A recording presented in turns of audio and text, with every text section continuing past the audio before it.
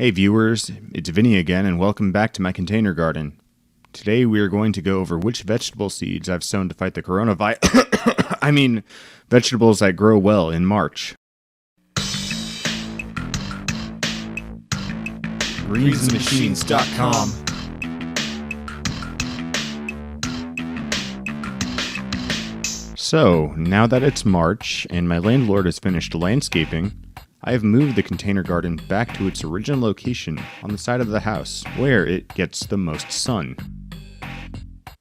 Over in this fenced section of garden, I have sown some, and if you look closely I'll overlay some pics from the previous years to show how these vegetables grew. Got some Chinese cabbage. This stuff grows well in cold weather, plus I would like to have some for stir fry. It'll take maybe about 2 months to grow to a reasonable size. Got some beets growing. Aside from being good for leaves like Swiss Chard, maybe this time the beets will actually grow so I can try making homegrown beet wine. And we've got red Russian kale, it being a great cold hardy vegetable, and if I plant it like this in very close proximity, I can harvest it early and use it for baby greens and salads or other snacks. You can also see in this bin I've got a whole butter crunch lettuce that I grew over the winter, and I was kind of surprised that one grew because I've been having a lot of trouble getting those seeds germinated.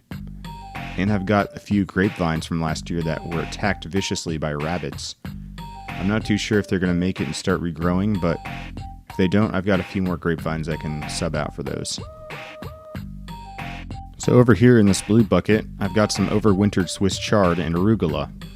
Now it looks like both are bolting, going to seed, but you can see that they can survive overnight winter temperatures. Now coincidentally, I'm planting more seeds of both vegetables for spring. The arugula in particular, I've planted seeds I saved from last year. If you missed that video of how to save arugula seeds, check out the link in the description below. Now I gotta admit, these arugula seeds, they germinate like crazy. You can see I've got a few more arugula planted around the garden, and I don't think any of them have failed to germinate. So with being planted this close, like the kale, I will use these for baby greens to give a nice bitter taste. A nice spicy, bittery taste to my salads. And about Swiss chard, I'm planting more seeds of those. They are very easy to grow. I neglect the chard quite often and it still grows and doesn't look any worse. That's Swiss chard for you.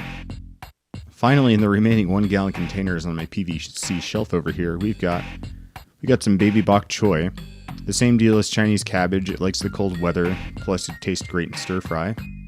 And I've got more butter crunch lettuce growing, which the leaves will go towards salads and sandwiches, provided that the seeds germinate.